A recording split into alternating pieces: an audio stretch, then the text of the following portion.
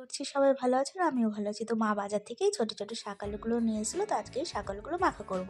তো শাক আলুগুলো ছুলতে ছুলতেই দেখি সকালে কিছু মুড়ি দিয়েছিলাম পাখিকে খেতে, তো সেই মুড়িগুলো কিছু ছিল, সেগুলো কাঠবিড়ালি কি সুন্দর করে খাচ্ছে দেখো।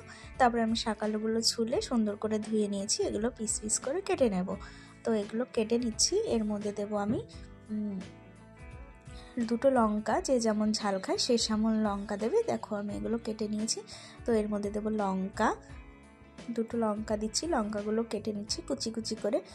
তারপরে এর মধ্যে দেবো ধনেপাতা, তো এর মধ্যে ধনেপাতা দিয়ে দিয়েছি। তো ধনেপাতা কেটে নিচ্ছি, কেটে নেওয়ার পরে এর মধ্যে দেবো স্বাদ মতো লবণ, তারপর স্বাদ মতো লঙ্কার গুঁড়ো, আর দেবো টমেটো সস।